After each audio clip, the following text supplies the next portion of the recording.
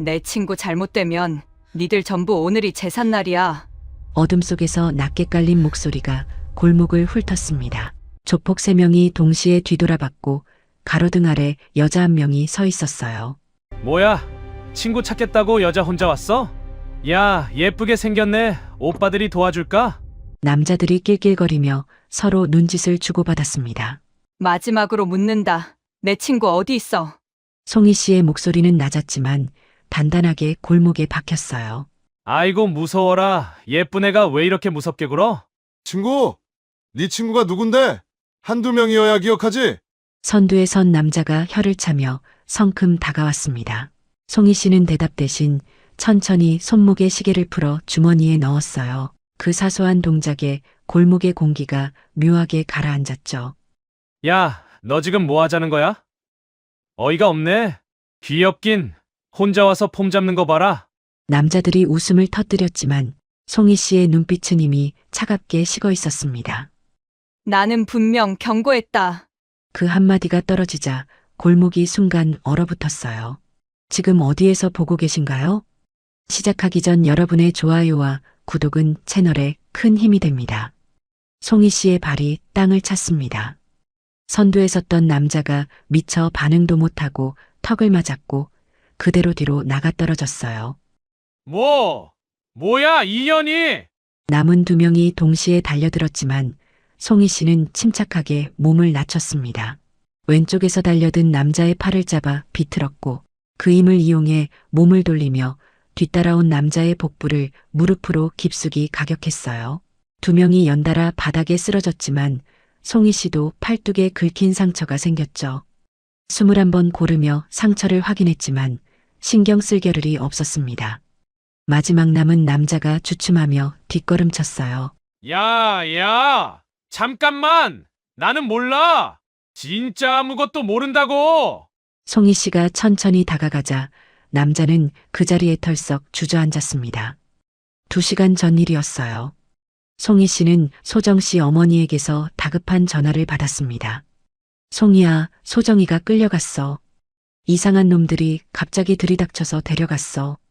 어머니 진정하시고 천천히 말씀해 주세요. 무슨 일이에요? 제발 소정이 좀 찾아줘.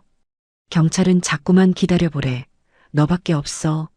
전화기 너머로 흐느끼는 울음소리에 송희 씨의 얼굴이 굳어졌어요.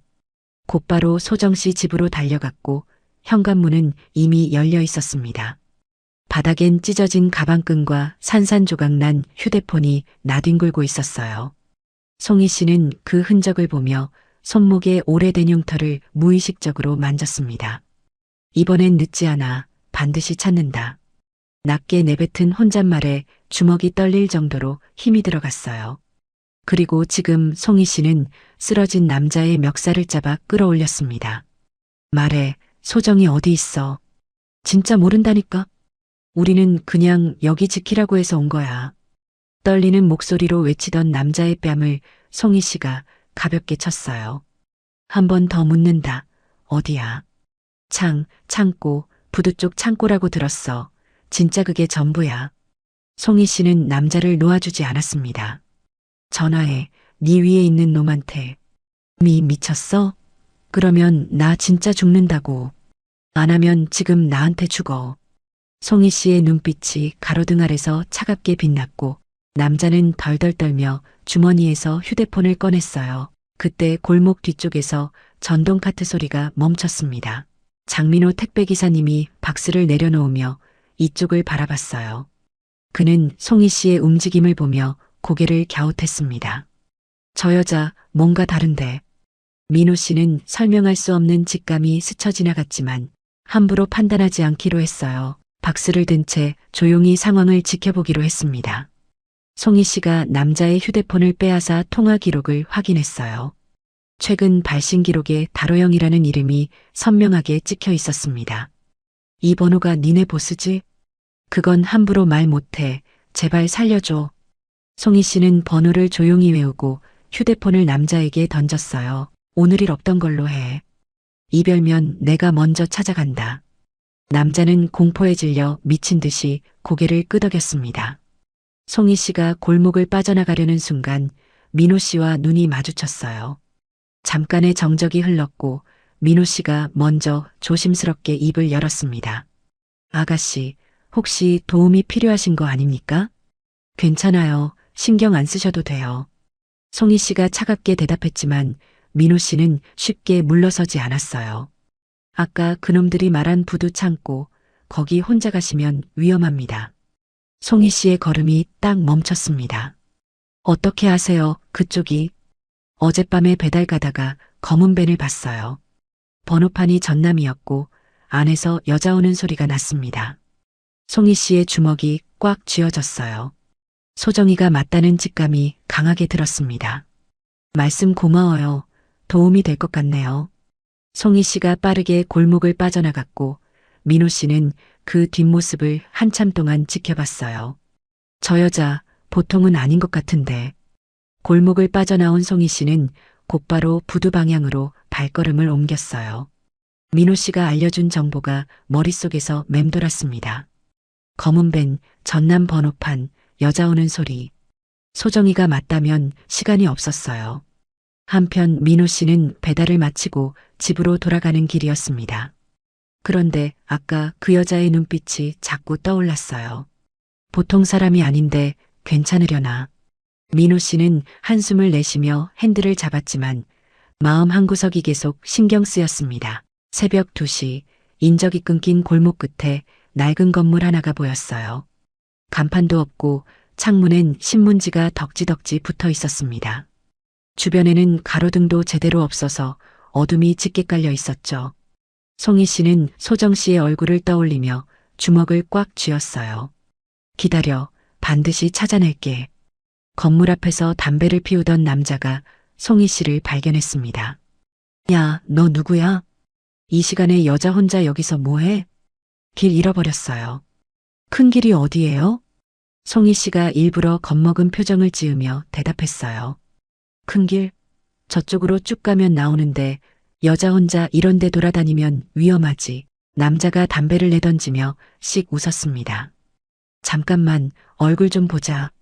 밤에 예쁜 여자 만나기 힘든데, 저 정말 바빠서요. 그냥 길만 알려주세요.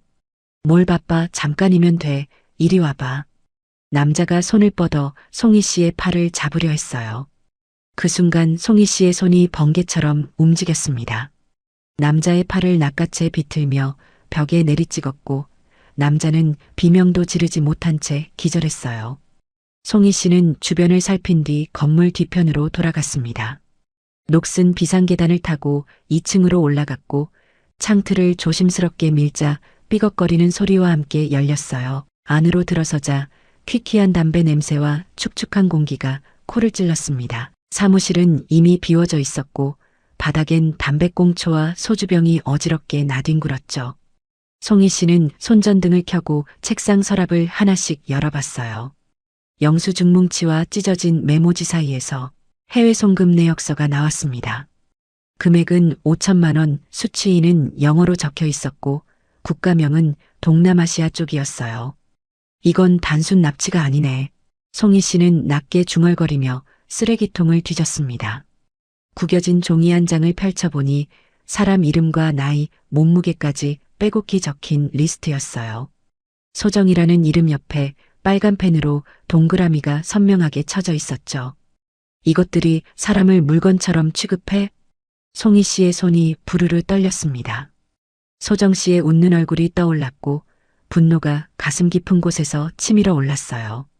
하지만 이를 악물고 감정을 억눌렀습니다. 지금 감정에 휩쓸리면 안 됐어요. 리스트 하단에는 이틀 후 오후 11시라는 시간이 적혀 있었고 그 옆에 선적이라는 글자가 선명했습니다. 송희 씨는 휴대폰을 꺼내 서류들을 하나하나 촬영했어요. 증거는 많을수록 좋았거든요. 그때 아래층에서 철커덕 문 열리는 소리가 들렸습니다. 송희 씨는 재빨리 손전등을 끄고 책상 뒤로 몸을 낮춰 숨었어요. 발소리가 계단을 타고 점점 올라오고 있었죠. 야, 아까 밑에서 담배 피우던 놈 어디 갔어? 몰라, 화장실 갔나? 연락도 안 되네. 게으른 놈, 맨날 딴짓이야. 나중에 혼내야겠다. 두 남자의 목소리가 점점 가까워졌습니다. 사무실 문이 열리고 형광등 불이 켜졌어요. 야, 이거 봐. 누가 서랍 뒤졌어. 뭐? 진짜네. 종이가 다 흐트러져 있잖아. 이상한데, 여기 아까 분명 잠갔는데, 누가 들어온 거 아니야? 설마, 경찰인가? 경찰이 이렇게 조용히 들어와? 도둑인가? 남자들이 긴장한 표정으로 사무실 구석구석을 두리번거리기 시작했어요. 송희 씨는 숨을 죽이고 타이밍을 재다가 책상 뒤에서 튀어나왔습니다. 뭐야? 첫 번째 남자가 소리치기도 전에 턱에 주먹이 꽂혔어요. 두 번째 남자가 주먹을 휘두르며 달려들었지만 송희 씨는 낮게 몸을 숙여 피한 뒤 무릎을 올려 복부를 가격했습니다. 두 명 모두 신음과 함께 바닥에 쓰러졌고 송희 씨는 거칠게 숨을 몰아쉬었어요. 시간이 없어. 이틀 안에 반드시 찾아야 해. 창문을 열고 비상계단을 타고 내려가는 송희 씨의 눈빛이 어둠 속에서 차갑게 빛났습니다. 소정 씨를 향한 약속이 그녀의 발걸음을 더욱 빠르게 만들었어요. 송희 씨는 건물을 빠져나와 골목 끝에서 숨을 골랐어요. 촬영한 서류 사진을 다시 확인하며 머릿속으로 정리했습니다. 이틀 후 오후 11시 선적. 그 전에 소정 씨를 찾아야 했어요. 하지만 부두 창고가 어디인지 정확한 위치를 몰랐죠.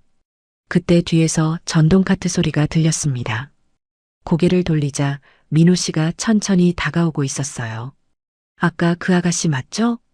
송희 씨는 경계하는 눈빛으로 민호 씨를 바라봤습니다. 왜 따라오신 거예요? 따라온 건 아니고 배달 마치고 돌아가는 길인데 마침 보여서요. 민호 씨가 카트에서 내리며 말했어요. 아까부터 계속 신경이 쓰이더라고요. 혼자서 위험한 일 하시는 것 같아서. 송희 씨는 대답 없이 돌아서려 했지만 민호 씨가 먼저 입을 열었습니다. 그 창고, 제가 위치를 알아요. 송희 씨의 발걸음이 멈췄어요. 뭐라고요? 어젯밤에 검은 밴을 본 곳이요. 부두 3번 창고 쪽이었어요. 거기 원래 폐창고인데 요즘 들어 사람들이 드나들더라고요. 민호 씨의 말에 송희 씨가 완전히 몸을 돌렸습니다. 확실해요? 확실해요. 배달 다니면서 그쪽을 자주 지나거든요. 낮에는 조용한데 밤만 되면 차들이 들어와요. 송희 씨는 잠시 민호 씨를 살폈어요. 이 사람이 왜 이렇게까지 도와주려는 건지 의문이 들었습니다. 왜 도와주시는 거예요? 저 같은 모르는 사람을. 민호 씨는 잠깐 말을 멈췄다가 낮게 대답했어요. 그냥 어젯밤에 그 울음소리가 자꾸 귓가에 맴돌아서요. 신고를 했어야 하는데 못했거든요. 민호 씨의 눈빛에 후회가 어렸습니다. 그래서 아가씨가 그 여자분을 찾으려는 거라면 조금이라도 도움이 되고 싶었어요. 송희 씨는 민호 씨의 진심을 느꼈어요. 거짓말하는 눈빛이 아니었습니다. 고마워요. 근데 위험한 일이에요. 아저씨까지 엮이시면 안 돼요. 알아요. 그래도 위치 정도는 알려드릴 수 있잖아요. 민호 씨가 주머니에서 작은 수첩을 꺼내 지도를 그리기 시작했어요. 여기서 부두 쪽으로 쭉 가시면 삼거리가 나와요. 거기서 왼쪽으로 꺾으면 폐창고 3개가 나란히 있는데 제일 안쪽이 3번 창고예요. 송희 씨는 지도를 받아들며 고개를 끄덕였습니다. 그리고 하나 더요. 민호 씨가 목소리를 낮췄어요. 그 창고 주변에 감시하는 놈들이 있어요. 낮에는 2~3명, 밤에는 더 많아지더라고요. 정문으로는 못 들어가요. 뒷길이 있어요? 창고 뒤쪽에 담장이 낮은 곳이 있어요. 거기로 넘어가면 될 거예요. 민호 씨의 말이 굉장히 구체적이었습니다. 송희 씨는 다시 한번 민호 씨를 바라봤어요. 아저씨, 혹시 예전에 무슨 일 하셨어요? 민호 씨는 잠깐 웃음을 지었습니다. 옛날에 군대에서 좀 굴렀어요. 지금은 그냥 택배 기사지만. 대답은 짧았지만 송희 씨는 그 말 속에 담긴 무게를 느꼈어요. 아까 골목에서 자신의 움직임을 읽어낸 것도 그래서였구나 싶었죠. 군대요? 네, 오래전 일이에요. 지금은 상관없는 이야기고. 민호 씨가 화제를 돌리듯 카트에 다시 올라탔습니다. 아가씨, 조심하세요. 그 사람들 보통이 아니에요. 알아요. 걱정 마세요. 송희 씨가 짧게 대답했지만 민호 씨는 쉽게 떠나지 않았어요. 혹시 일이 잘 안 풀리면 여기로 연락해요. 민호 씨가 수첩에서 종이 한 장을 찢어 번호를 적어 건넸습니다. 필요 없어요. 그래도 가지고 계세요. 혼자서 다 하려고 하지 마시고. 민호 씨의 목소리에 진심이 담겨 있었어요. 송희 씨는 잠시 망설이다가 종이를 받아 주머니에 넣었습니다. 고마워요, 아저씨. 고맙긴요. 그 친구분 꼭 찾으시길 바랍니다. 민호 씨가 전동 카트를 몰고 사라졌고 송희 씨는 지도를 다시 펼쳐봤어요. 부두 3번 창고. 소정 씨가 거기 있을 가능성이 높았습니다. 송희 씨는 주먹을 꽉 쥐며 발걸음을 옮겼어요. 어둠 속에서 그녀의 눈빛이 단단하게 빛났습니다. 소정아 기다려. 이번엔 꼭 데리러 갈게. 다음 날 오후 송희 씨는 부두 3번 창고 근처에 도착했어요. 민호 씨가 알려준 대로 폐창고 3개가 나란히 서 있었고 제일 안쪽 건물 앞에 검은 밴이 주차되어 있었습니다. 번호판 앞자리는 전남이었어요. 송희 씨의 심장이 빠르게 뛰기 시작했습니다. 찾았다. 창고 정문 앞에는 남자 4명이 담배를 피우며 서성거리고 있었어요. 예상보다 많았습니다. 송희 씨는 창고 뒤편으로 돌아가 담장이 낮은 곳을 찾았어요. 낡은 철망을 넘어 창고 뒷문에 도착했을 때 안에서 여자의 신음소리가 희미하게 들렸습니다. 송희 씨의 눈빛이 순간 흔들렸어요. 소정이 문을 살짝 밀자 삐걱거리는 소리와 함께 열렸습니다. 안으로 들어서는 순간 뒤에서 인기척이 느껴졌어요. 야, 너 누구야? 돌아보니 젊은 남자가 쇠파이프를 들고 서 있었습니다. 강희성 씨였어요. 얼굴에 겁이 가득했지만 목소리는 억지로 힘을 주고 있었죠. 여기 어떻게 들어온 거야? 대답 안 해? 송희 씨는 대답 대신 한 발 다가갔어요. 소정이라는 여자 어디 있어? 소정? 모르는데 그런 이름 처음 들어. 희성 씨의 목소리가 떨리고 있었습니다. 송희 씨는 그 떨림을 놓치지 않았어요. 거짓말하지 마. 방금 여자 신음소리 들었어. 그건 몰라. 나는 그냥 밖에서 지키라고 해서. 그때 창고 안쪽에서 고함이 터졌어요. 희성아, 뭐하냐? 왜 시끄러워? 발소리와 함께 덩치 큰 남자 2명이 나타났습니다. 눈빛이 사나웠고 손에는 강목을 들고 있었어요. 야, 이년 뭐야? 형, 갑자기 뒤에서 나타났어요. 희성 씨가 다급하게 대답했습니다. 덩치 큰 남자가 송희 씨를 위아래로 훑으며 씩 웃었어요. 여자가 혼자 여기까지? 대단하네. 근데 잘못 찾아왔어. 그러게, 예쁘장한 게 왜 여길 기어들어온 거야? 소정이 내놔. 그러면 조용히 갈게. 송희 씨의 목소리는 차갑고 단단했습니다. 이년 봐라. 협박을 해? 덩치 큰 남자가 강목을 휘두르며 달려들었어요. 송희 씨는 몸을 낮춰 피하면서 남자의 팔꿈치를 강하게 쳤습니다. 강목이 바닥에 떨어졌고 송희 씨는 그 틈을 놓치지 않고 남자의 무릎을 걷어찼어요. 으악! 남자가 비명을 지르며 쓰러졌습니다. 2번째 남자가 뒤에서 덮쳤어요.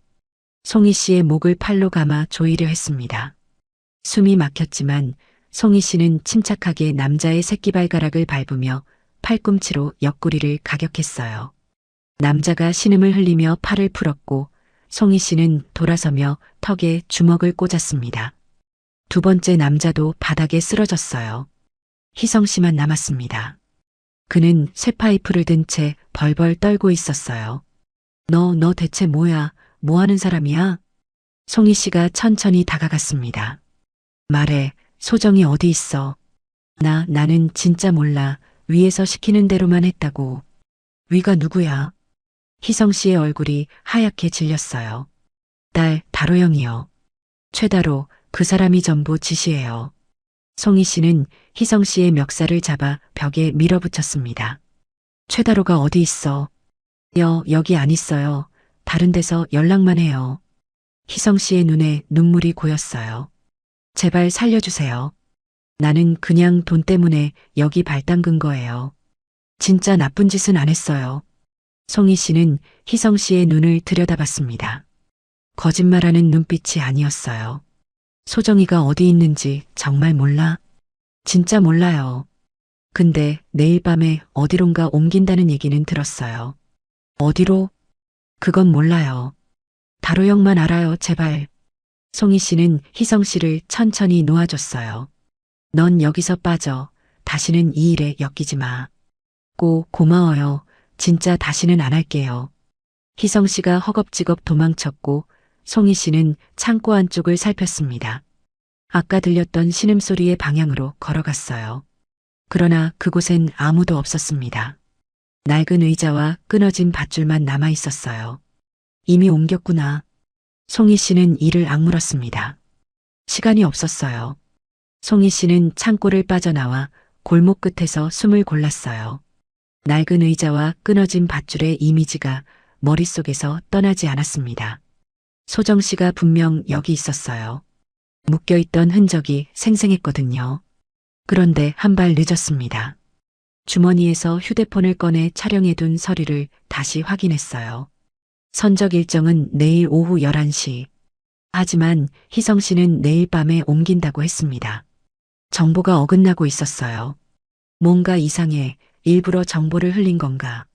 그때 휴대폰이 울렸습니다. 모르는 번호였어요. 송희 씨는 잠시 망설이다가 전화를 받았습니다. 누구세요? 아까 창고에서 깽판 친 여자지? 낮고 굵은 남자 목소리였어요. 누구야? 최다로라고. 이름은 들어봤을 거 아니야?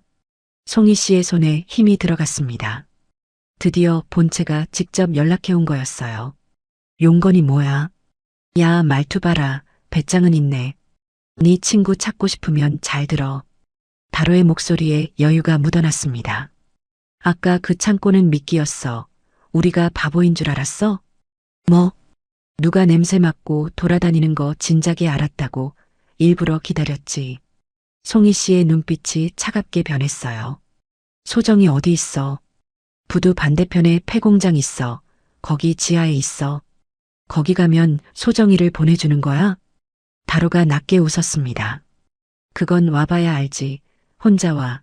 경찰 부르면 네 친구 바다에 던진다. 전화가 끊어졌어요. 송희 씨는 휴대폰을 내려다보며 이를 악물었습니다. 함정일 가능성이 높았어요. 하지만 전화기를 쥔 손이 떨렸습니다. 소정 씨의 얼굴이 떠올랐어요. 대학 시절 힘들 때마다 옆에서 웃어주던 친구. 너는 항상 너무 혼자 짊어지려고 해. 나한테도 기대. 그 말이 귓가에 맴돌았습니다. 송희 씨는 손목의 흉터를 무의식적으로 만졌어요. 이번엔 늦지 않아. 소정아, 조금만 버텨. 함정이어도 가야 했습니다. 민호 씨가 준 종이를 꺼내 번호를 눌렀어요. 여보세요? 아저씨, 저예요. 어제 골목에서 만난 사람. 아, 아가씨, 무슨 일이에요? 목소리가 좀 떨리는데. 부두 반대편에 폐공장이 어디 있는지 아세요? 민호 씨가 잠시 침묵했습니다. 알아요. 근데 거기 왜요? 거기 더 위험한 곳이에요. 최다로한테 직접 연락이 왔어요. 친구가 거기 있대요. 그자가 직접요? 그거 100% 함정이에요. 너무 수상해요. 알아요. 그래도 가야 해요. 안 가면 소정이가 위험해요. 민호 씨가 깊은 한숨을 내쉬었어요. 아가씨, 잠깐만요. 제가 그쪽 지리를 좀 아는데 혼자 가시면 절대 안 돼요. 아저씨까지 위험해지면 안 돼요. 듣고만 있을 수가 없어요. 제가 길이라도 안내해 드릴게요. 싸우는 건 못해도 그 정도는 할 수 있어요.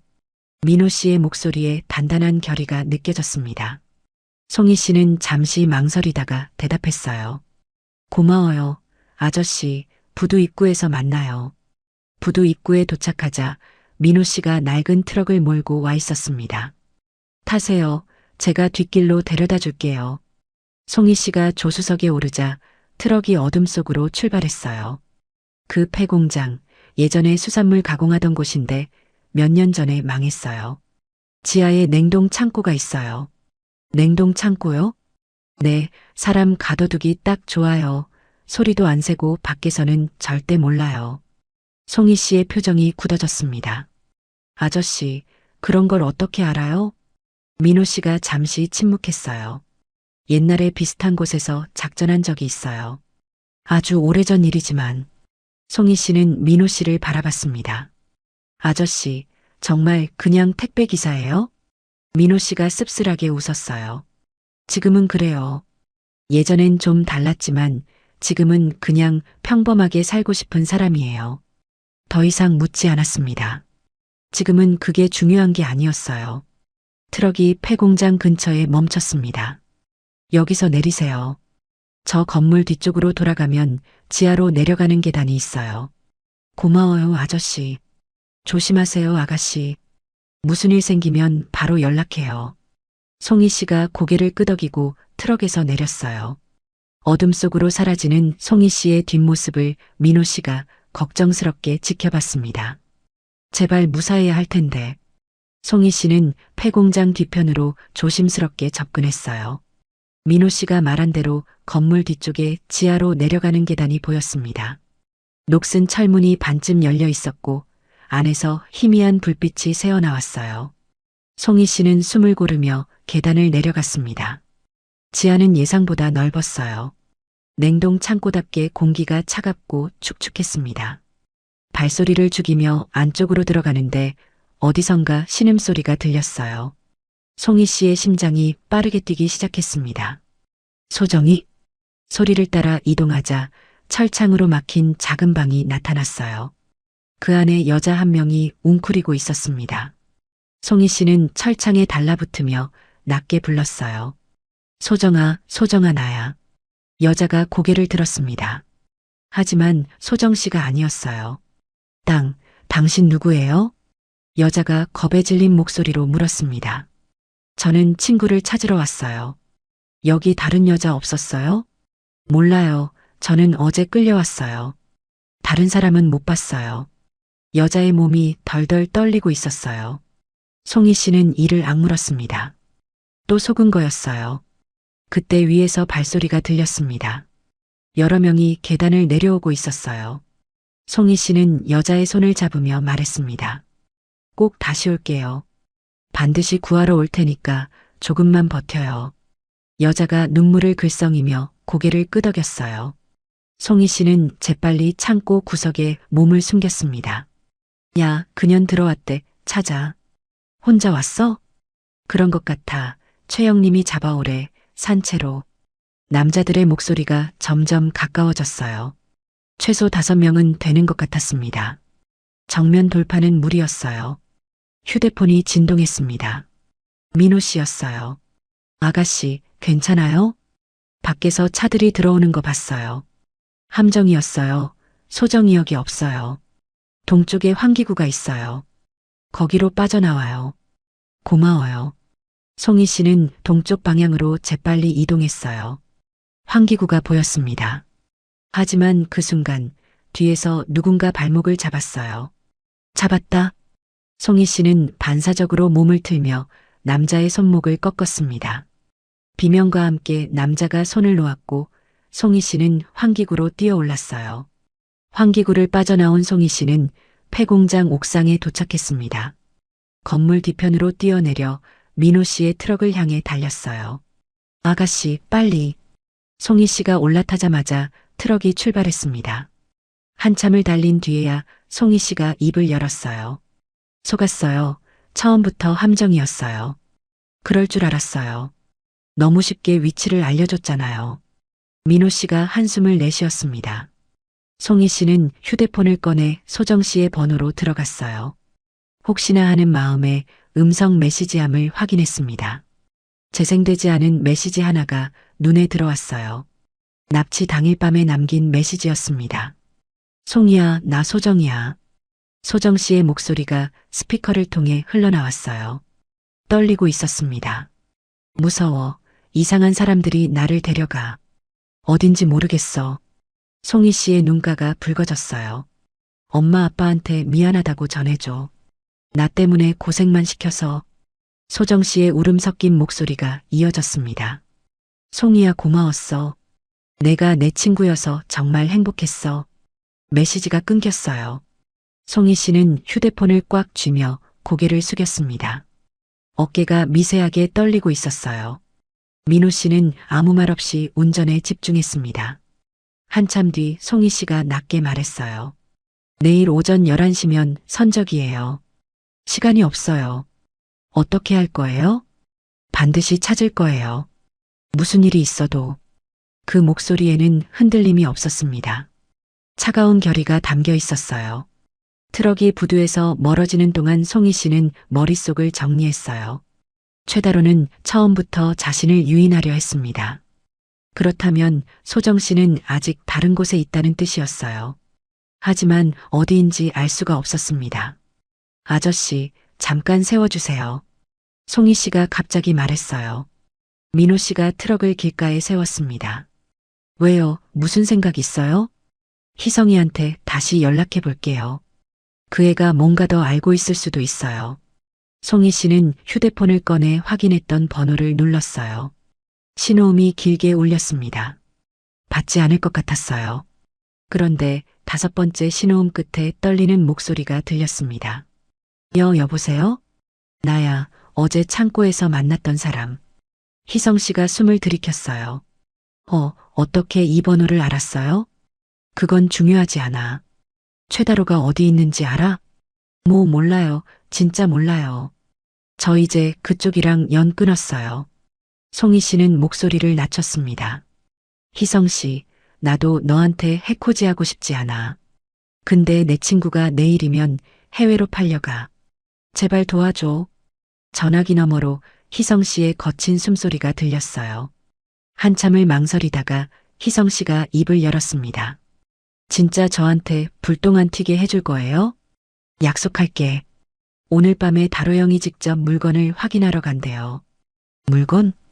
그러니까 사람들이요. 선적 전에 마지막으로 점검한다고 했어요. 송희 씨의 눈빛이 날카로워졌어요. 어디서? 항구 근처에 오래된 수산시장 건물이 있어요. 거기 지하냉동고요. 송희 씨는 주소를 받아 적었습니다. 고마워, 희성 씨. 이 은혜는 잊지 않을게. 제발 제 이름은 빼주세요. 들키면 저 진짜 죽어요. 전화가 끊어졌어요. 민호 씨가 물었습니다. 뭐래요? 오늘 밤에 최다로가 직접 나온대요. 항구 근처 수산시장 건물이요. 민호 씨의 표정이 굳어졌어요. 거기 가시려고요? 네, 이번이 마지막 기회예요. 위험해요, 아가씨. 이번엔 진짜 보스가 나온다는 거잖아요. 알아요. 그래도 가야 해요. 민호 씨는 잠시 침묵했습니다. 그러다 한숨을 내쉬며 말했어요. 저도 같이 갈게요. 아저씨, 위험하다니까요. 듣고만 있을 수가 없어요. 옛날에 비슷한 일을 겪은 적이 있거든요.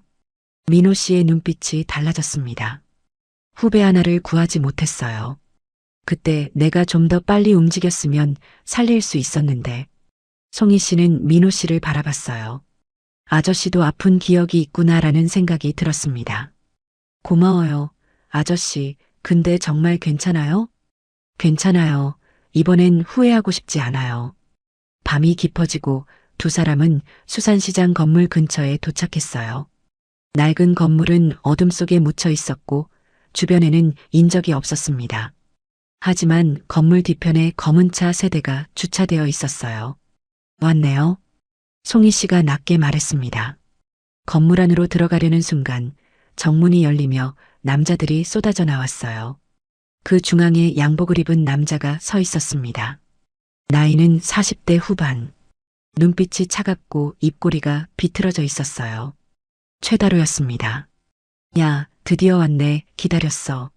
다로가 천천히 걸어왔어요. 네가 그렇게 용감하다며? 내 애들 여러 명 병원 보냈잖아. 소정이 어디 있어? 송희 씨가 차갑게 물었습니다. 소정? 아, 그 여자 걱정 마. 곧 좋은 데로 보내줄 거야. 해외로. 다로가 낮게 웃었어요. 근데 너 정체가 뭐야? 그냥 일반인은 아닌 것 같은데. 송희 씨는 대답하지 않았습니다. 다로가 손가락을 튕겼어요. 잡아. 남자 6명이 동시에 달려들었습니다. 송희 씨는 자세를 낮추며 주먹을 쥐었어요. 민호 씨가 뒤에서 외쳤습니다. 아가씨, 조심해요. 긴장이 극에 달한 순간 송희 씨의 눈빛이 얼음처럼 차갑게 빛났어요. 남자 6명이 동시에 달려들었어요. 송희 씨는 첫 번째 남자의 주먹을 피하며 턱을 정확하게 가격했습니다. 두 번째 남자가 뒤에서 덮쳤지만 몸을 틀어 팔꿈치로 옆구리를 강하게 쳤어요. 세 번째 남자가 달려들자 다리를 걸어 넘어뜨렸고 네 번째 남자는 무릎으로 복부를 가격해 쓰러뜨렸습니다. 하지만 다섯 번째 남자가 쇠파이프를 휘둘렀어요. 피하려 했지만 어깨를 스쳤습니다. 날카로운 통증이 퍼졌고 송희 씨가 잠깐 균형을 잃은 사이 여섯 번째 남자가 뒤에서 목을 감아 조였어요. 잡았다. 2년. 숨이 막혔습니다. 송희 씨는 남자의 팔을 풀려고 발버둥 쳤지만 쉽게 풀리지 않았어요. 시야가 흐려지기 시작했습니다. 그때 뒤에서 둔탁한 소리가 들렸어요. 남자의 팔이 느슨해졌고 송희 씨는 재빨리 빠져나왔습니다. 돌아보니 민호 씨가 나무 판자를 들고 서 있었어요. 아가씨, 괜찮아요? 고마워요. 아저씨, 덕분에 살았어요. 송희 씨가 거칠게 숨을 몰아쉬며 대답했습니다. 하지만 안심할 상황이 아니었어요. 건물 안에서 남자들이 더 몰려나왔거든요. 10명이 훌쩍 넘었습니다. 최다로가 느릿하게 박수를 치며 웃었어요.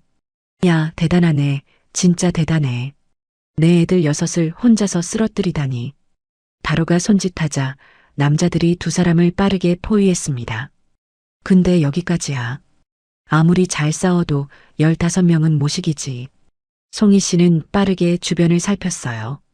탈출로가 보이지 않았습니다. 민호 씨를 보니 이마에서 피가 흐르고 있었어요. 아까 싸우다가 다친 것 같았습니다. 아저씨, 괜찮아요? 괜찮아요. 이 정도쯤이야. 걱정 마세요. 민호 씨가 억지로 웃었지만 상태가 좋지 않아 보였어요. 다로가 천천히 다가왔습니다. 너 정체가 뭐야? 일반인치고는 너무 잘 싸우는데 혹시 운동선수야? 그건 네가 알 바 아니야. 송희 씨가 차갑게 대답했어요. 야, 입은 살았네. 좋아. 그럼 천천히 알아내지 뭐. 다로가 손짓하자 남자 2명이 송희 씨의 팔을 거칠게 잡았습니다. 민호 씨도 붙잡혔어요. 일단 안으로 데려가 전현한테 물어볼 게 많아. 송희 씨와 민호 씨는 건물 안으로 끌려갔습니다. 지하로 내려가는 계단이 나왔고 좁고 어두운 통로를 지나 철문 앞에 도착했어요. 문이 열리자 매서운 냉기가 쏟아져 나왔습니다. 냉동 창고였어요.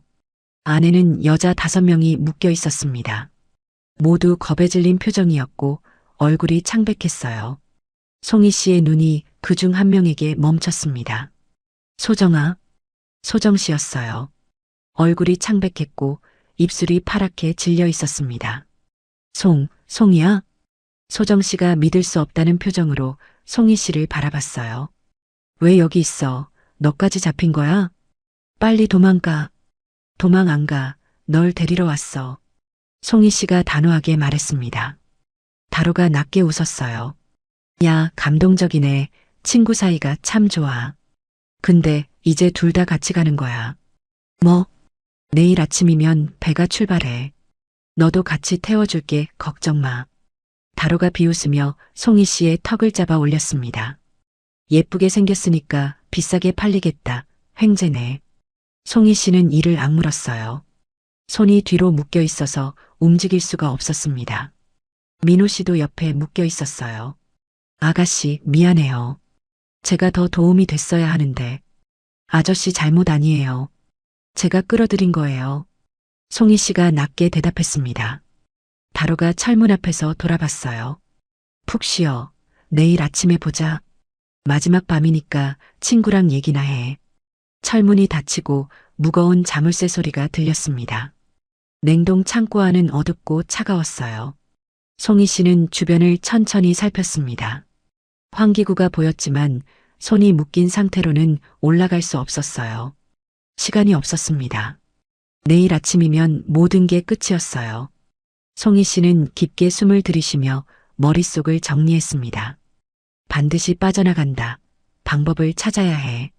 차가운 공기 속에서 송이 씨의 눈빛만이 꺼지지 않고 빛나고 있었어요. 냉동 창고 안은 점점 더 추워지고 있었어요. 송이 씨는 묶인 손목을 비틀며 밧줄을 풀려고 시도했습니다. 하지만 단단하게 묶여 있어서 쉽게 풀리지 않았어요. 손끝이 얼어붙는 것 같았습니다. 송이야, 미안해. 소정 씨가 떨리는 목소리로 말했어요. 나 때문에 내까지 이렇게 됐어. 나만 없었으면. 무슨 소리야. 내가 널 찾으러 온 거야. 내 잘못 아니야. 송이 씨가 단호하게 대답했습니다. 우리 둘 다 여기서 나갈 거야. 절대 포기하지 마. 소정 씨의 눈에 눈물이 고였어요. 정말 나갈 수 있을까? 내가 약속할게. 반드시 데리고 나간다. 민호 씨가 낮은 목소리로 말했습니다. 아가씨, 저쪽 구석에 뭔가 있어요. 송이 씨가 고개를 돌려 민호 씨가 가리키는 방향을 봤어요. 어둠 속에서 희미하게 뭔가가 반짝였습니다. 깨진 유리 조각이었어요. 송이 씨의 눈빛이 빛났습니다. 아저씨, 저기까지 갈 수 있어요? 해볼게요. 좀 걸리겠지만. 민호 씨가 몸을 뒤틀며 천천히 유리 조각 쪽으로 이동했어요. 묶인 상태로 움직이는 건 쉽지 않았지만 민호 씨는 이를 악물고 포기하지 않았습니다. 마침내 유리 조각에 손이 닿았어요. 잡았어요. 민호 씨가 유리 조각으로 조심스럽게 밧줄을 긁기 시작했습니다. 그때 철문 바깥에서 발소리가 들렸어요. 모두가 숨을 죽였습니다. 발소리가 점점 가까워지다가 철문 앞에서 멈췄어요. 심장이 터질 것 같았습니다. 야, 안에 있는 것들 조용히 해. 시끄러우면 혼난다. 남자의 목소리가 들리고 잠시 후 발소리가 다시 멀어졌습니다. 송이 씨는 안도의 한숨을 내쉬었어요. 민호 씨가 다시 밧줄을 긁기 시작했습니다. 찰칵찰칵 작은 소리가 났지만 다행히 밖에서는 들리지 않는 것 같았어요. 시간이 얼마나 흘렀을까요? 마침내 밧줄이 툭 끊어졌습니다. 됐어요. 민호 씨가 손을 자유롭게 풀고 송이 씨에게 다가왔어요. 송이 씨의 밧줄도 빠르게 풀어졌습니다. 고마워요. 아저씨, 진짜 대단해요. 송이 씨가 손목을 풀며 감사의 말을 전했어요. 소정 씨와 다른 여자들의 밧줄도 빠르게 풀어졌습니다. 모두 5명이었어요. 시퀀스육에서 봤던 그 여자도 있었습니다. 이제 어떻게 해요? 소정 씨가 떨리는 목소리로 물었어요. 송이 씨는 창고 안을 살폈습니다. 환기구가 보였지만 5명이 모두 빠져나가기엔 시간이 너무 오래 걸릴 것 같았어요. 그때 구석에 버려진 가방 하나가 눈에 들어왔습니다. 송이 씨가 다가가 열어봤어요. 안에는 서류 뭉치와 태블릿이 있었습니다. 이건 뭐지? 태블릿 화면을 켜자 문서 파일이 떴어요. 오늘 날짜의 해외 이동 계획표였습니다. 출발 시간, 도착지, 경유지, 그리고 인원수까지 상세하게 적혀 있었어요. 아가씨, 이거 봐요. 민호 씨가 서류를 가리켰습니다. 차량 번호와 선박 이름이 적혀 있었어요. 민호 씨가 이전에 봤던 검은 벤의 번호와 정확히 일치했습니다. 이거 완벽한 증거예요. 이걸로 경찰에 신고하면 전부 잡을 수 있어요. 송이 씨가 태블릿을 가방에 다시 넣으며 말했어요. 근데 여기서 어떻게 나가요? 문이 잠겨 있잖아요. 한 여자가 불안한 목소리로 물었습니다. 송이 씨는 철문을 살폈어요. 안에서는 열 수 없는 구조였습니다. 하지만 경첩 부분이 낡아 있었어요. 녹이 심하게 슬어 있었습니다. 아저씨, 아까 그 유리 조각 아직 있어요? 있어요, 여기요. 민호 씨가 유리 조각을 건넸습니다. 송이 씨는 경첩 부분의 나사를 유리 조각으로 긁기 시작했어요. 녹이 슬어 있어서 생각보다 쉽게 풀렸습니다. 조금만 더, 거의 다 됐어. 송이 씨가 집중하며 나사를 풀었어요. 마침내 경첩 하나가 빠졌습니다. 문이 삐걱거리며 기울어졌어요. 됐어. 이제 나갈 수 있어. 송이 씨가 문틈을 벌리며 말했습니다. 바깥 복도는 어두웠고 인기척이 없었어요. 조용히 따라와요. 소리내면 절대 안 돼요. 송이 씨가 앞장서서 복도로 나섰습니다. 소정 씨가 송이 씨의 손을 꽉 잡았어요. 송이야, 고마워. 정말 고마워. 아직 끝난 거 아니야. 여기서 완전히 나가야 해. 송희 씨가 단호하게 말하며 앞으로 나아갔습니다. 복도 끝에서 계단이 보였어요. 하지만 그 순간 위에서 발소리가 들렸습니다. 누군가 내려오고 있었어요. 송희 씨는 손을 들어 모두를 멈추게 했습니다. 심장이 빠르게 뛰었어요. 탈출까지 단 한 걸음이었습니다. 송희 씨는 손짓으로 모두를 벽 쪽으로 붙게 했습니다. 소정 씨가 송희 씨의 팔을 잡으며 떨리는 목소리로 물었어요. 송희야, 어떡해? 괜찮아, 내가 처리할게. 조용히 있어. 계단에서 남자 한 명이 내려왔습니다. 휴대폰을 보며 걷고 있어서 주변을 살피지 않았어요. 송희 씨가 재빨리 움직여 남자의 목을 감아 조였습니다. 몇 초 만에 남자가 힘없이 쓰러졌어요. 빨리 올라가요. 송희 씨가 낮게 말하며 계단을 올라갔습니다. 1층으로 올라오자 출구가 보였어요. 하지만 그 앞에 남자 3명이 서 있었습니다.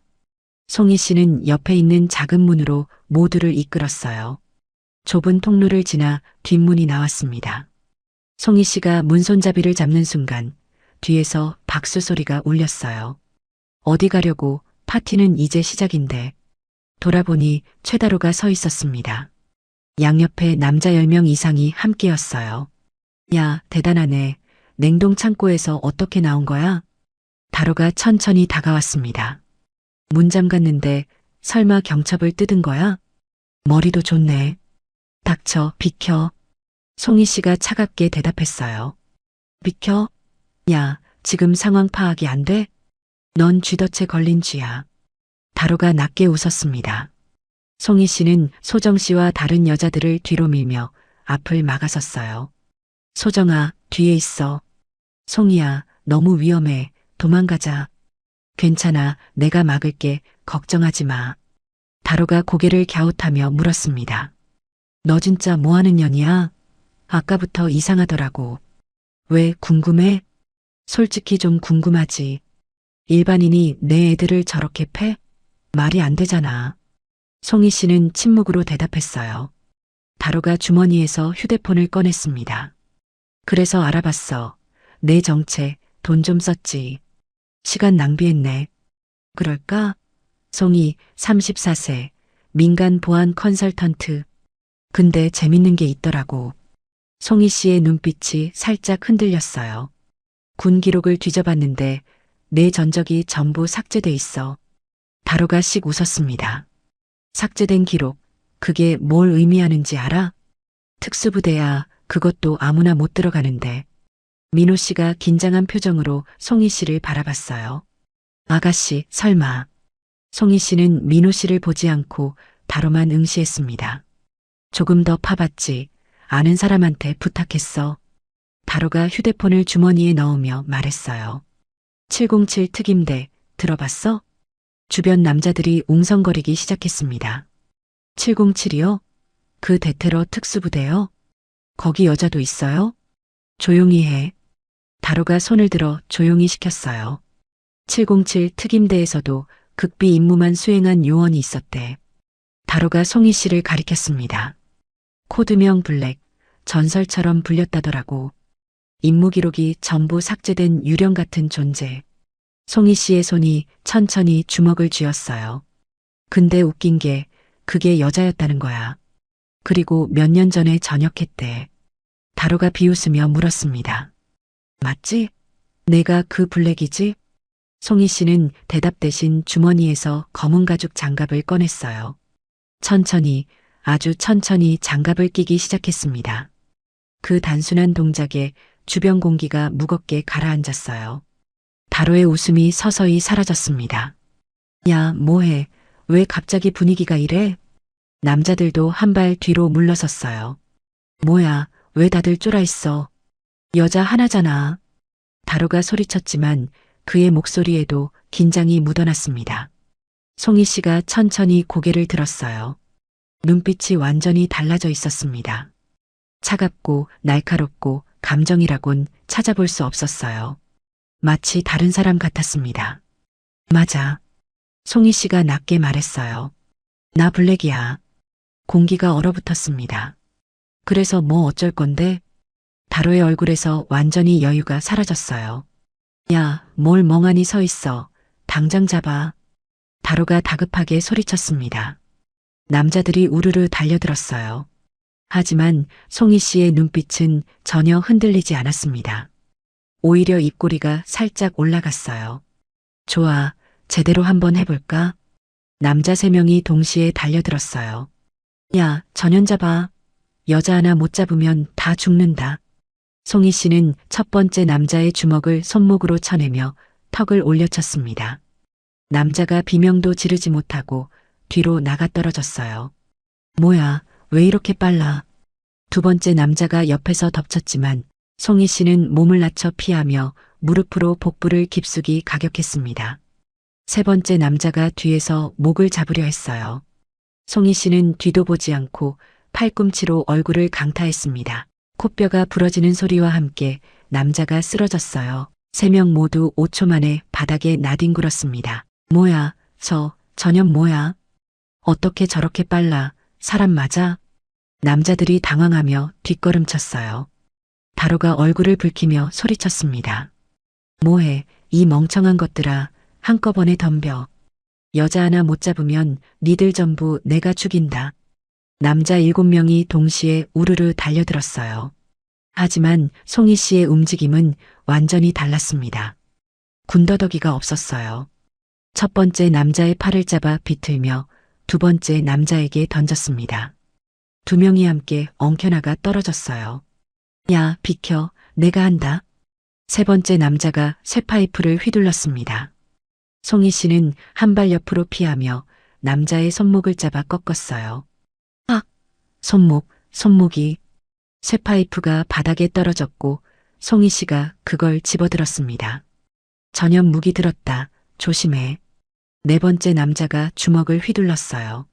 송이 씨는 쇠파이프로 팔을 쳐내며 옆구리를 가격했습니다. 5번째, 6번째 남자가 동시에 달려들었어요. 잡았다. 하지만 송이 씨는 낮게 몸을 숙여 한 명의 다리를 걸어 넘어뜨리고 일어서며 다른 한 명의 턱을 쇠파이프로 올려쳤습니다. 마지막 남자가 뒤에서 덮쳤지만 송이 씨는 뒤로 팔꿈치를 날려 명치를 정확히 맞췄어요. 7명 모두 10초 안에 바닥에 쓰러졌습니다. 민호 씨가 너클 잃고 중얼거렸어요. 저게 707 특임대 실력인가? 말로만 듣던 게 진짜였네.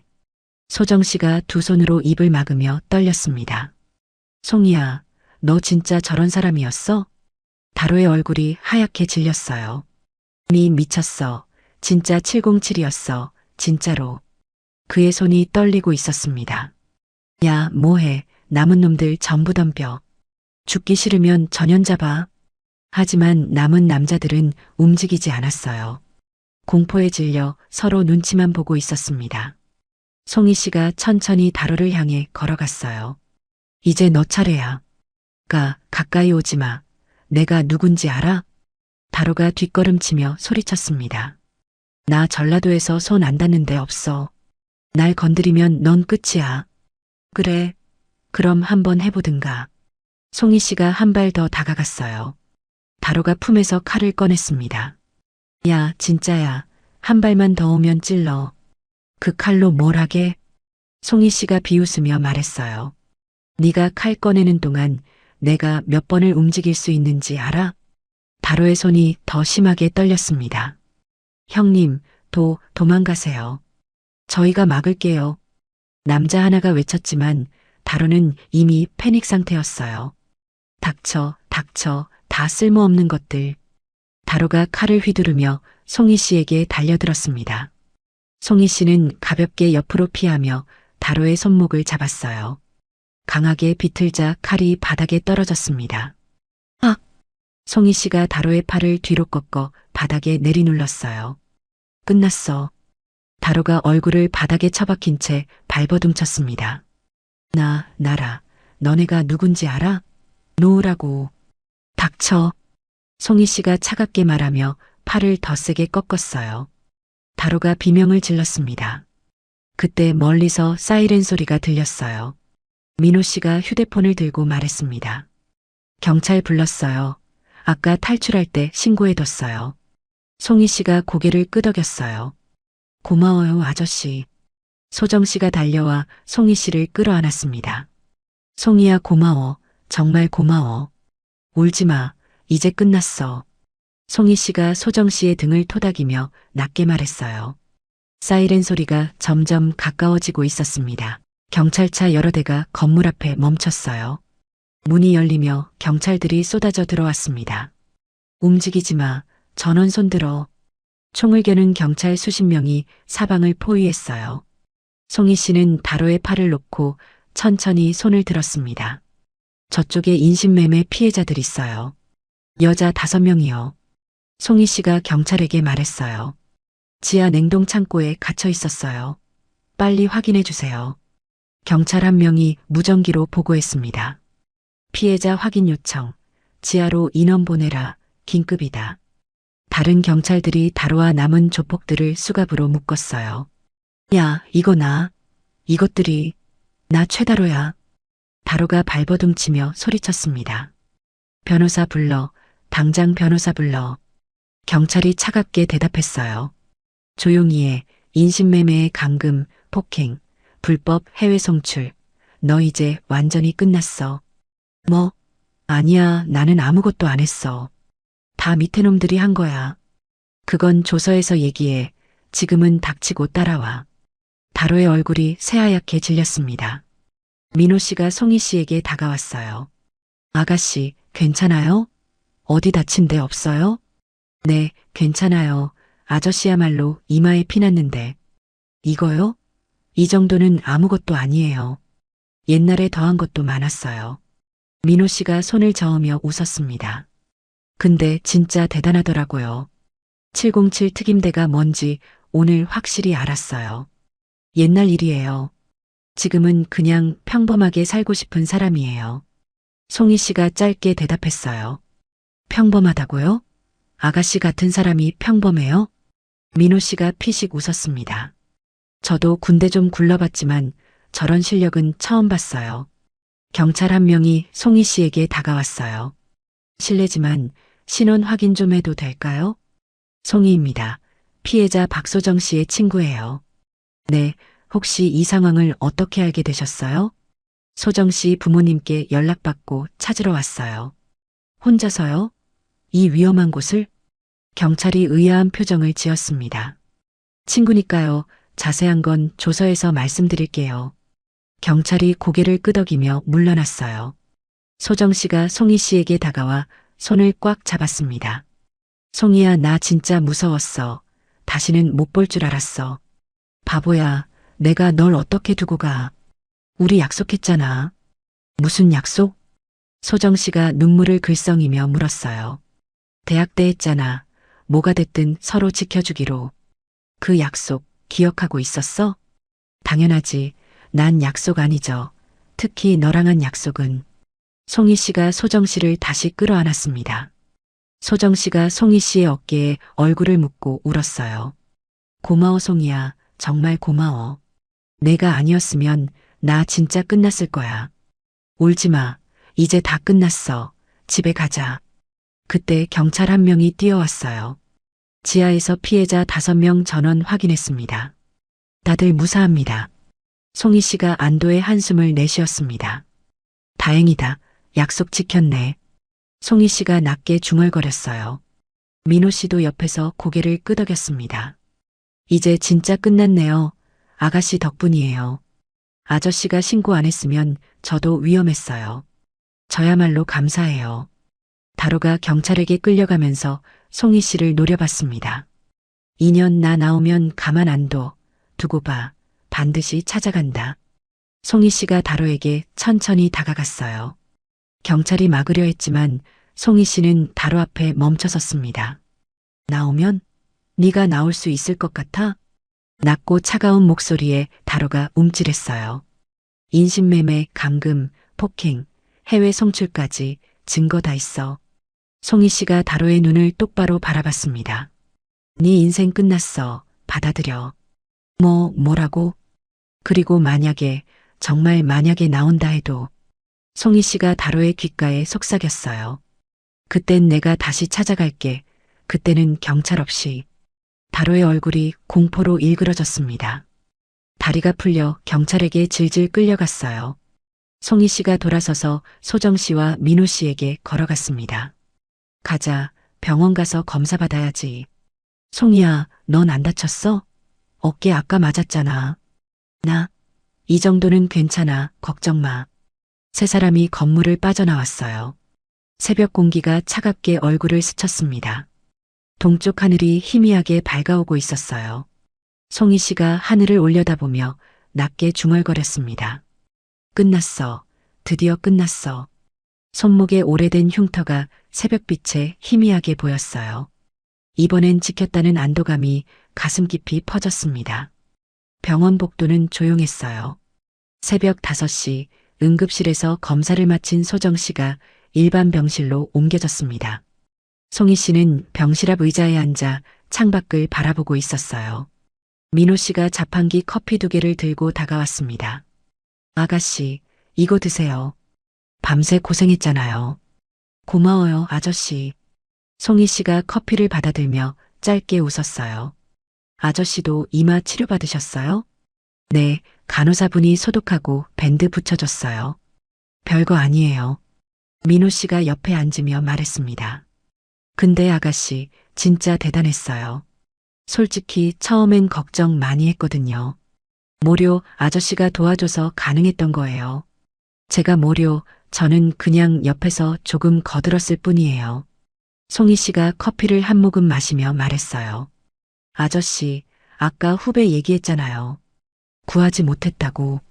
민호 씨의 표정이 잠시 어두워졌습니다. 네, 오래전 일이에요. 무슨 일이었는데요? 민호 씨가 잠시 망설이다가 입을 열었어요. 해병대 특수수색대 시절이었어요. 작전 중에 후배가 고립됐는데 제가 빨리 못 갔어요. 그래서요? 구조대가 도착했을 땐 이미 늦었더라고요. 그 뒤로 군을 떠났어요. 민호 씨가 쓴웃음을 지었습니다. 그래서 아가씨 보고 그냥 지나칠 수가 없었어요. 또 후회하기 싫었거든요. 송희 씨가 민호 씨를 바라봤어요. 아저씨, 이번엔 후회 안 하셔도 돼요. 덕분에 다 구했잖아요. 그런가요? 네, 아저씨가 신고 안 했으면 저도 위험했어요. 진심으로 감사해요. 민호 씨의 눈가가 살짝 붉어졌습니다. 고맙습니다. 아가씨, 그 말 들으니까 마음이 좀 놓이네요. 그때 병실 문이 열리고 소정 씨 부모님이 들어왔어요. 소정 씨 어머니가 송희 씨를 보자마자 달려왔습니다. 송희야, 송희야, 고맙다, 정말 고맙다. 어머니가 송희 씨를 끌어안으며 울었어요. 우리 소정이 살려줘서 어떻게 갚아야 할지 모르겠다. 어머님 울지 마세요. 소정이가 무사한 게 중요한 거예요. 송희 씨가 어머니의 등을 토닥이며 말했습니다. 소정 씨 아버지도 눈시울이 붉어진 채 다가왔어요. 송희야, 진짜 고맙다. 내가 아니었으면 우리 소정이 어떻게 됐을지. 아버지, 저도 소정이 친구잖아요. 당연히 해야 할 일 한 거예요. 당연한 게 어딨어. 목숨 걸고 찾으러 갔잖아. 그게 어떻게 당연해. 아버지가 고개를 숙이며 눈물을 훔쳤습니다. 병실 안에서 소정 씨가 송희 씨를 불렀어요. 송희야, 들어와. 송희 씨가 병실로 들어가자 소정 씨가 침대에서 손을 내밀었습니다. 옆에 앉아. 송희 씨가 침대 옆 의자에 앉으며 소정 씨의 손을 잡았어요. 송희야, 나 진짜 무서웠어. 소정 씨가 조용히 말했습니다. 그 사람들이 나를 해외로 보낸다고 했을 때 다시는 못 돌아올 줄 알았어. 근데 돌아왔잖아.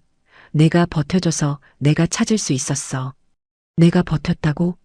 응, 네가 포기 안 하고 버텨줬으니까 내가 찾은 거야. 소정 씨의 눈에 눈물이 고였어요. 송희야, 근데 너 진짜 그런 사람이었어? 뭐가? 707 특임대, 코드명 블랙, 그거 진짜야? 송희 씨가 잠시 침묵했습니다. 응, 진짜야. 미안해. 말 안 했어서. 왜 미안해. 오히려 고마워. 내가 그런 사람이어서 내가 살았잖아. 소정 씨가 웃으며 눈물을 흘렸어요. 근데 왜 말 안 했어? 우리 10년 넘게 친군데. 말해서 뭐해. 이미 전역했는데 그냥 평범하게 살고 싶었어. 평범하게? 응, 그냥 너처럼 평범하게. 친구 만나고 밥 먹고 웃고 그렇게 살고 싶었어. 송희 씨가 조용히 말했습니다. 소정 씨가 송희 씨의 손을 꽉 쥐었어요. 송희야, 고마워. 진짜 고마워. 평생 안 잊을게. 바보야, 잊어도 돼. 대신 건강하게 살아. 그래, 알았어. 건강하게 살게. 약속해. 두 사람이 손을 잡은 채 웃었어요. 창밖으로 아침 햇살이 병실 안으로 스며들고 있었습니다. 오랜 밤이 끝나고 새로운 아침이 밝아오고 있었어요. 며칠 후 소정 씨는 많이 회복됐어요. 얼굴에 혈색이 돌아왔고 웃음도 되찾았습니다. 송희 씨는 매일 병원에 들러 소정 씨 곁을 지켰어요. 그날 오후 병실 문이 노크와 함께 열렸습니다. 민호 씨가 과일 상자를 들고 들어왔어요. 안녕하세요. 괜찮으시다고 들어서 한번 찾아뵈러 왔습니다. 소정 씨가 반갑게 웃으며 인사했어요. 아, 아저씨, 들어오세요. 송이한테 얘기 많이 들었어요. 좋은 얘기만 들으셨으면 좋겠네요. 민호 씨가 쑥스럽게 웃으며 과일 상자를 내려놓았습니다. 송이 씨가 자리에서 일어나 민호 씨를 맞았어요. 아저씨, 안 오셔도 됐는데 일하시느라 바쁘셨을 텐데. 아니에요. 이 정도는 해야죠. 큰 도움도 못 됐는데. 무슨 말씀이에요? 아저씨 아니었으면 저도 위험했어요. 송희 씨가 진심을 담아 말했습니다. 소정 씨가 침대에서 몸을 일으키며 말했어요. 아저씨, 진짜 고마워요. 송이 말 들으니까 아저씨가 경찰 신고도 해주시고 길 안내도 해주셨다면서요. 별거 아니에요. 저는 그냥 옆에서 조금 거들었을 뿐이에요. 조금이요? 송이가 그러는데 아저씨 없었으면 진짜 큰일 날 뻔했대요. 민호 씨가 손을 내저었어요. 아가씨가 너무 높게 평가해 주시는 거예요. 진짜 대단한 건 송이 씨예요. 송이 씨가 민호 씨에게 의자를 권했습니다. 앉으세요. 아저씨, 커피 한 잔 드릴까요? 아, 네, 고맙습니다. 민호 씨가 의자에 앉으며 병실 창밖을 바라봤어요. 날씨가 좋네요. 이제 진짜 봄인가 봐요. 네, 따뜻해졌어요. 소정이도 곧 퇴원할 수 있대요. 송희 씨가 자판기 커피를 건네며 말했습니다. 민호 씨가 커피를 받아들며 조심스럽게 물었어요. 근데 아가씨, 앞으로 어떻게 하실 거예요? 무슨 말씀이세요? 이번 일로 아가씨 정체가 알려졌잖아요. 707 특임대, 코드명 블랙. 송희 씨가 잠시 생각에 잠겼습니다. 글쎄요, 아직 잘 모르겠어요. 혹시 다시 그쪽 일로 돌아가실 생각 있으세요? 아니요, 그건 없어요. 이제 그만하고 싶어요. 송희 씨가 조용히 대답했어요. 소정 씨가 끼어들었습니다. 송희야, 뭐래도 내가 결정하는 거야. 난 뭐든 응원할게. 고마워, 소정아. 근데 진짜 평범하게 살 수 있을까? 넌 너무 대단한 사람인데. 대단하긴 그냥 사람이야, 나도. 송희 씨가 웃으며 대답했어요. 민호 씨가 커피를 마시며 말했습니다. 저도 비슷했어요. 군대 떠나고 평범하게 살고 싶었거든요. 지금은 평범하게 사시잖아요, 아저씨. 네, 택배 일하면서 조용히 살고 있어요. 나쁘지 않아요. 그럼 저도 할 수 있겠네요. 송희 씨가 미소를 지었어요. 민호 씨가 자리에서 일어났습니다. 저는 이만 가볼게요. 오래 있으면 방해될 것 같아서. 아니에요, 아저씨, 방해라니요. 더 계시다 가세요. 소정 씨가 만류했지만 민호 씨가 손을 저었어요. 다음에 또 올게요. 퇴원하시면 밥 한 끼 사드릴게요. 정말요? 그럼 맛있는 거 사주셔야 해요. 소정 씨가 웃으며 말했습니다. 송희 씨가 민호 씨를 병실 밖까지 배웅했어요. 아저씨, 진짜 감사해요. 이번 일 아니었으면 아저씨 만날 일도 없었을 텐데. 저야말로 감사하죠. 오랜만에 보람 있는 일했어요. 민호 씨가 진심 어린 표정으로 말했습니다. 그 후배일 이후로 계속 마음에 짐이 있었는데 이번에 좀 내려놓은 것 같아요. 정말요? 네, 아가씨 덕분이에요. 고맙습니다. 민호 씨가 고개를 숙여 인사했어요. 송희 씨가 민호 씨의 손을 잡았습니다. 아저씨, 앞으로도 연락하고 지내요. 저 아저씨 같은 분 옆에 있으면 든든해요. 저야 영광이죠. 707 출신이 저 같은 사람을 챙겨주시다니. 아저씨도 특수수색대 출신이잖아요. 우리 비슷해요. 두 사람이 마주보며 웃었어요. 민호 씨가 손을 흔들며 복도를 걸어갔습니다. 송희 씨는 그 뒷모습을 한참 동안 바라봤어요. 좋은 사람이네, 진짜로.